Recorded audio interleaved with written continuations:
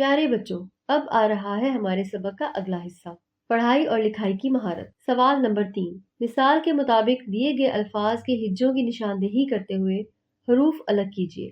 زندگی، ز، نون، دال، گاف چھوٹی ی، خاندان، خ، الف، نون، الف، دال، الف، نون، رشتے، ر، شین، تے، بڑی ی، بیماری، بے، چھوٹی ی، میم، الف، ر، چھوٹی ی، کھلاڑی، کھ، لام، الف، ڑ، چھوٹی ی، محبت، میم، ہے، بے، تے۔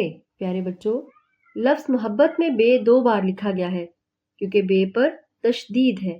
جس حرف پر تشدید ہوتی ہے اسے 2 بار پڑھا جاتا ہے۔ سوال نمبر 4، دیے گئے الفاظ کے معنی لکھیے، نیز انہیں جملوں میں استعمال کر کے کاپی میں لکھیے۔ جی بہلانا، دلکش، دل کو بھانا، رسیلے، نظارے۔ پیارے بچوں، لغت کی مدد سے آپ ان الفاظ کے معنی آسانی سے جان سکتے ہیں۔ آئیے ہم الفاظ کے معنی معلوم کرتے ہیں اور پھر انہیں جملوں میں استعمال کرتے ہیں۔ جی بہلانا کا مطلب ہوتا ہے دل خوش کرنا۔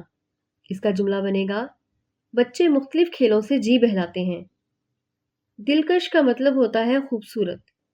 اس کا جملہ بن سکتا ہے، کشمیر میں بہت دلکش مناظر پائے جاتے ہیں۔ دل کو بھانا کا مطلب ہوتا ہے اچھا لگنا۔ یہ کھلونا میرے دل کو بھا گیا۔ رسیلے کا مطلب ہوتا ہے رسدار۔ ہم نے دکان سے رسیلے سیب خریدے۔ نظارے کا مطلب ہوتا ہے منظر۔ سفر کے دوران میں ہم نے طرح طرح کے نظارے دیکھے۔ بچوں، میں نے دیے گئے الفاظ کے جملے نمونے کے طور پر بنائے تھے۔ آپ اپنی پسند کے جملے بنا سکتے ہیں۔ اب آئیے اگلی سرگرمی کی طرف۔ سوال نمبر 5، آپ کے گھر کے قریب کیسا منظر ہوتا ہے؟ اس منظر سے متعلق مختصر عبارت لکھیے۔